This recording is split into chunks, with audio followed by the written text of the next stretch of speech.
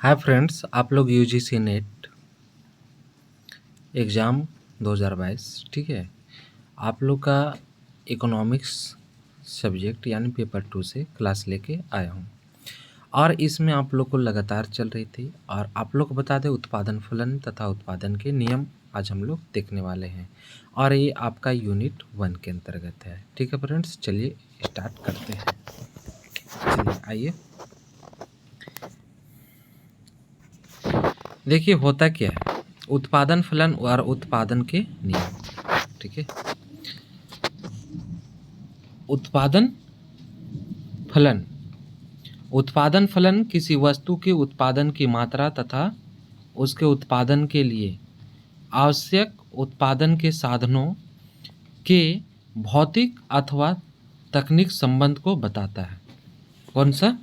भौतिक अथवा तकनीक संबंध को बताता है। सांख्यिकीय दृष्टि से उत्पादन फलन को निम्न रूप से व्यक्त कर सकते हैं।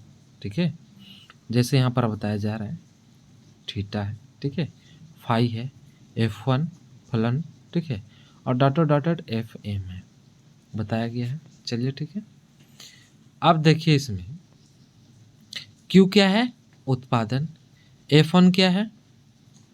फलन। ठीक है, डॉटेड FN, तो इन विभिन्न उत्पादों की मात्राएं को बतलाया गया है इसमें।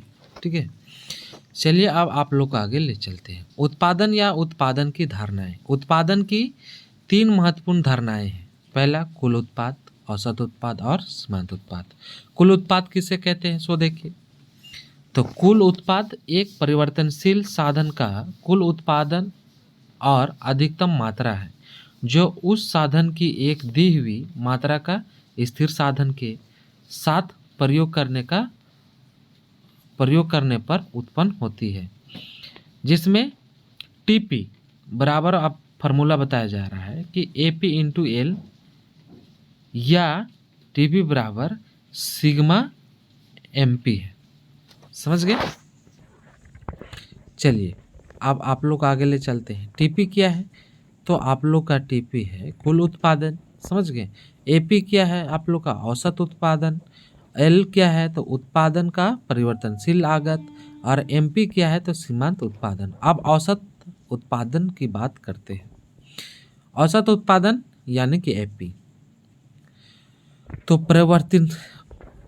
परिवर्तनशील साधन के औसत उत्पादन से अभिप्राय उत्पादन की उस मात्रा से है जिसका अनुमान कुल उत्पादन को परिवर्तनशील साधन की प्रयोग की जाने वाली, ठीक है, कुल इकाइयों से भाग देकर लगाया जाता है और इसके द्वारा परिवर्तनशील साधन की प्रत्येक इकाई का औसत उत्पाद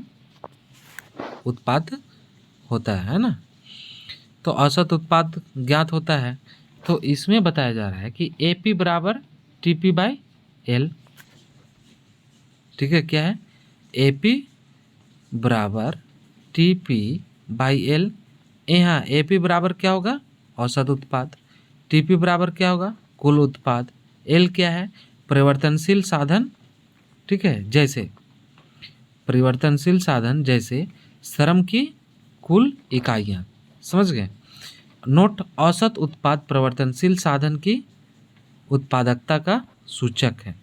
सीमांत उत्पाद परिवर्तनशील साधन का सीमांत उत्पाद उस साधन की एक अधिक या कम इकाई का प्रयोग करने से कुल उत्पाद में होने वाला परिवर्तन से है। यहाँ अगर देखा जाए एक फार्मूला द्वारा कि MP बराबर डेल्टा TP। ठीक है, क्या है आपका? MP बराबर डेल्टा TP, सॉरी,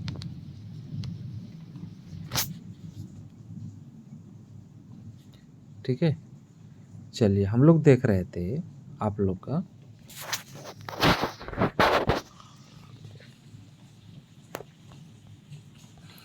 हाँ, MP बराबर आप लोग का देख रहे थे कि डेल्टा TP बाई L। ये MP क्या है? सीमांत उत्पाद। T आपका डेल्टा TP क्या है? कुल उत्पाद में परिवर्तन। और डेल्टा L क्या है? कि परिवर्तनशील साधन जैसे श्रम में परिवर्तन। ठीक है। चलिए अब आगे हम लोग ले चलते हैं। और उत्पादन की 3 अवस्थाएं बताया जाता है, समझ गए। और उत्पादन की 3 अवस्थाएं में बताया जाता है कि पहली अवस्था एमपी का बढ़ना और टीपी का बढ़ती दर से बढ़ना। उसी तरह दूसरी अवस्था एमपी का घटना, टीपी का घटती दर से बढ़ना। और थर्ड है तीसरी अवस्था एमपी का ऋणात्मक होना, टीपी का घटना। ठीक है, इस तरह से आपका उत्पादन की जो है 3 अवस्था पाया जाता है, समझ गए। चलिए फ्रेंड्स अब आगे चलते हैं। तो कुल उत्पादन तथा सीमांत उत्पादन में संबंध की बात किया जाता है। ठीक है, तो जब सीमांत उत्पादन बढ़ता है तब कुल उत्पादन बढ़ती दर से बढ़ता है। ठीक है, ये इम्पोर्टेंट है, सब एग्जाम में आता है। ठीक है, जब सीमांत उत्पादन साधन समान रहता है ना, जब आपका सीमांत उत्पादन समान रहता है तब कुल उत्पादन समान दर से बढ़ता है। जब सीमांत उत्पादन घटता है तब कुल उत्पादन घटती दर से बढ़ता है। और जब सीमांत उत्पादन ऋणात्मक होता है तब कुल उत्पादन घटना शुरू हो जाता है, समझ गए। चलिए अब आगे चलते हैं कि सीमांत उत्पादन तथा औसत उत्पादन में संबंध, दोनों के बीच अगर संबंध की बात की जाए तो सब देख सकते हैं। ठीक है, कि जब सीमांत उत्पादन एपी से अधिक होता है तब एपी बढ़ेगा। उसी तरह जब सीमांत उत्पादन तथा औसत उत्पादन दोनों बराबर होते हैं तथा औसत उत्पादन अधिक होता है, जब एमपी एपी से कम होता है तब औसत उत्पादन घटता है। एमपी आपका धनात्मक शून्य या ऋणात्मक हो सकता है किंतु एपी सदैव क्या होगा, धनात्मक होता है, समझ गए। इसी तरह पैमाने के प्रतिफल की बात किया जाता है। ठीक है, पैमाने का प्रतिफल का जो आपका है कि पैमाने का प्रतिफल कुल उत्पादन में होने वाले परिवर्तन के उस व्यवहार का वर्णन करते हैं जो सभी आगतों में समान अनुपात में परिवर्तन होने के कारण उत्पन्न होता है। यह एक क्या है, दीर्घकालीन धारणा है। ठीक है, जैसे यहाँ पर फिगर में बताया गया है कि बढ़ते पैमाने के प्रतिफल, स्थिर प्रतिफल और ये आपका घटते पैमाने के प्रतिफल, समझ गए।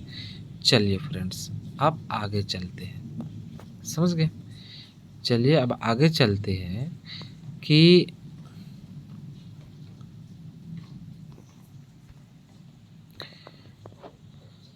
अब देखिए कि लागतों एवं आगत के सिद्धांत है ना, लागतों एवं आगम के सिद्धांत, इसमें क्या कहता है कि अल्पकालीन लागत। ठीक है, अल्पकालीन लागत का 3 ही शॉर्ट में है। कुल लागत को है ना विभाजित किया गया कुल स्थिर लागत और कुल परिवर्तनशील लागत में। औसत लागत को उसी तरह से औसत स्थिर लागत, औसत परिवर्तनशील लागत, और उनके बाद सीमांत लागत को ये सदैव परिवर्तनशील लागत ही होता है। जैसे यहाँ पर देख सकते हैं कि आप लोग को, ठीक है, क्या कि टी सी बराबर T F C plus T V C, यानी कि कुल लागत बराबर आपका कुल स्थिर लागत प्लस आप लोग का कुल परिवर्तनशील लागत। चलिए फ्रेंड्स आप आगे चलते हैं। उसी तरह से कुल स्थिर लागत टी एफ सी बराबर स्थिर साधनों की इकाइयाँ इंटू स्थिर साधन की कीमत की बात किया जाता है। कहता है कि आपका सीमांत लागत यू आकार की ही क्यों होती है। तो सीमांत लागत कुल लागत या परिवर्तनशील लागत में एक इकाई अधिक या कम का उत्पादन करने के कारण होने वाले परिवर्तन को प्रकट करती है। और आरंभ में जब उत्पादन को बढ़ाया जाता है तो कुल लागत तथा परिवर्तनशील लागत घटती दर से बढ़ती है। और इसका कारण यह है कि उत्पादन के आरंभ में बढ़ते प्रतिफल का नियम लागू होता है। फर्म को कई प्रकार की बचतें प्राप्त होती है और इसका प्रभाव यह होता है कि प्रत्येक अतिरिक्त इकाई की लागत, ठीक है, पिछली इकाइयों की अपेक्षा कम होती जाती है। आरंभ में एमसी गिरती है और एक निश्चित सीमा के बाद कुल लागत तथा परिवर्तनशील लागत में होने वाली वृद्धि की दर न्यूनतम हो जाती है, तो एमसी भी न्यूनतम होती है और इसके बाद कुल लागत तथा परिवर्तनशील लागत, ठीक है, कुल लागत तथा परिवर्तनशील लागत बढ़ती हुई दर से बढ़ती है, बढ़ती हुई दर से आपका बढ़ती है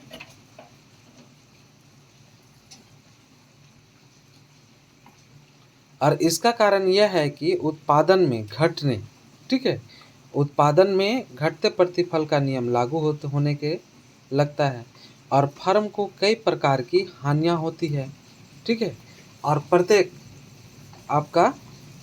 अतिरिक्त इकाई की लागत पिछली इकाई की लागत से अधिक होती है, इसलिए एमसी भी क्या है, बढ़ने लगती है। समझ गए, एमसी भी क्या है आपका बढ़ने लगता है। आप उनके बाद आप लोग को बता दे, ठीक है, बढ़ने के बाद कि इस प्रकार एमसी प्रारंभ में गिरती है और फिर न्यूनतम होती है, फिर आपका बिंदु पर पहुंचने के बाद एक न्यूनतम बिंदु के बाद वो बढ़ने लगती है और जिसके कारण यू आकार की होती है। तो दीर्घकालीन, ठीक है, दीर्घकालीन लागत वक्र यू आकार की क्यों होती है, इसमें भी है आप लोग का। तो दीर्घकालीन में लागत वक्र पैमाने के बढ़ते प्रतिफल के कारण गिरती है और पैमाने के समान प्रतिफल के कारण स्थिर रहती है तथा पैमाने के घटते प्रतिफल के कारण ऊपर की ओर उठती है। तो सम उत्पाद वक्र, आपका सम उत्पाद वक्र उत्पादन के साधनों जैसे श्रम तथा पूंजी के उन विभिन्न संयोगों को प्रकट करती है जिससे समान मात्रा में उत्पादन होता है। समझ गए, फिगर में भी बताया गया है। समझ गए, आप इसमें आप लोग को बताया गया है कि तकनीकी, ठीक है, क्या बताया गया है आप लोग को, तकनीकी प्रतिस्थापन की सीमांत दर, ठीक है, तकनीकी प्रतिस्थापन की सीमांत दर की बात किया गया है, ठीक है। और इसमें आप लोग को बता दें बात क्या होता है कि यह, ठीक है, यह क्या है, वह दर है, यह वह दर है, ठीक है, जिस पर उत्पादन के एक स्थिर, समझ गए, एक स्थिर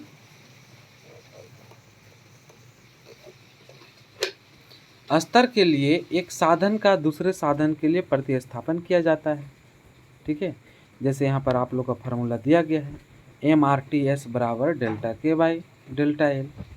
समझ गए, और आप लोग बता दें कि कुल आय या आगम, ठीक है, कुल आय या आगम एक फर्म द्वारा अपने उत्पादन की एक निश्चित मात्रा को बेचकर जो आय प्राप्त होती है उसे ही क्या कहते हैं, कुल आगम। कुल आगम का फार्मूला क्या है, TR बराबर P इंटू क्यू।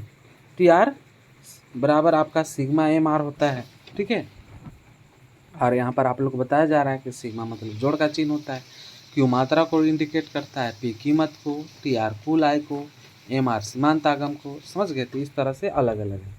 चलिए आप लोग को बता दें कि औसत आगम, औसत आगम क्या है कि साधारण भाषा में अगर इसे देखा जाए तो वो जिसे प्रति इकाई कीमत कहते हैं वह ही औसत आगम है, यानी कि किसी वस्तु की कीमत तथा औसत आगम के एक ही अर्थ होते हैं, ठीक है। AR बराबर TR बाई क्यू बराबर P into Q by Q बराबर P। AR आपका औसत आगम है, TR बराबर कुल आगम है, ठीक है, और QP क्या है आपका कीमत, ठीक है। और उनके बाद बात किया जा रहा है Q बेचेगी मात्रा को दर्शाता है। समझ गए, चलिए अब आगे हम ले चलते हैं। सीमांत आगम, सीमांत आगम क्या है कि किसी वस्तु की एक अधिक या कम इकाई बेचने से कुल आगम में जो अंतर आता है उसे सीमांत आगम कहते हैं, ठीक है। जैसे यहाँ पर दिया हुआ है MR, ठीक है, MR बराबर delta TR by delta Q. समझ गए, MR बराबर TRN-1, ठीक है। उसी तरह से MR को बताया गया सीमांत आगम, डेल्टा को परिवर्तन को बताया गया, TR आपका कुल आगम को बताया गया, Q क्या है उत्पादन और बिक्री की मात्रा को, और TRN क्या है N इकाई की कुल आय को, और TRN-1 ठीक है -1 N-1 इकाई की कुल आय, या फिर कह सकते हैं कि N बेची गई इकाइयों की संख्या को इंडिकेट किया जाता है। तो इस तरह से आज हम लोग देखें, ठीक है, कि उत्पादन, समझ गए, उत्पादन देखें और आपका पैमाने के प्रतिफल देखें। तो चलिए फ्रेंड्स, आज हम लोग की क्लास में इतना ही, ठीक है। उत्पादन फलन, उत्पादन के नियम देखें, पैमाने के प्रतिफल नियम देखें, और फिर कंप्लीट होता है, समझ गए। तो आप नेक्स्ट आप लोग का वीडियो तुरंत लाने वाला हूँ, ठीक है, अगले वीडियो।